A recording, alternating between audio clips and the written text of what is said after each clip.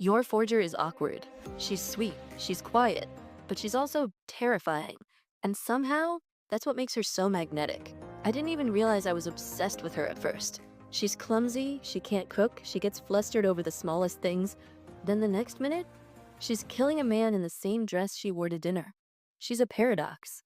She'll blush when you compliment her, then take out 5 men in heels without breaking a sweat. And somehow, it all feels natural.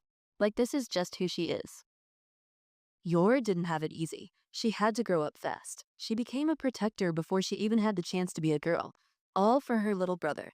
And as she got older, she stayed quiet, awkward, always kind of left out. People whispered, they laughed behind her back. But she still tried to act like the picture-perfect lady. Not for herself, really, but so her brother wouldn't worry. Even though deep down, she knew she didn't really fit in. But the thing is, she's not just that soft-spoken, unsure woman they see. She's the Thorn Princess, an assassin, lethal, elegant, efficient. And even though it's hidden, it's the one part of herself she's actually proud of. Because in the shadows, she's helping make the world a little safer. That's where she feels useful, powerful. Still, she tries to live like everyone else. She wants to be normal. She cooks badly. She gets nervous. She stumbles through conversations. But there's something so deeply alluring about her. And it's not because she's perfect. It's because of her contradiction. She's gentle and deadly, soft and sharp. She's the woman who blushes while holding a blade. And somehow, that's what makes her unforgettable. She decided she needed a husband, even if it was pretend. But maybe it wasn't all pretend, because even though she was hiding, something real was still slipping through. That quiet strength, that tired kindness, that barely visible edge. And somehow, that's what they noticed. Lloyd, Anya, they saw what she wasn't even trying to show, because sometimes, even when we're not fully ourselves, the truth still leaks through. The soft parts, the hardened ones, all the pieces you've earned through what you've had to survive. Let them breathe. Because the people who are meant for you, they won't just see you, they'll recognize you. Maybe that's why it worked, because she was both the soft blush and the silent blade, and somehow that called in a family as strange and imperfect as she was. Yor isn't just one thing. She's a sister, a wife, a protector. She's an assassin, an awkward friend, a soft-hearted woman. Watching her move between those versions of herself, it's beautiful, because it reminds us of ourselves. We don't have to be one version of us forever. We don't have to shrink into one role just to feel worthy. You can be the girl who cries easily and the one who doesn't flinch in chaos.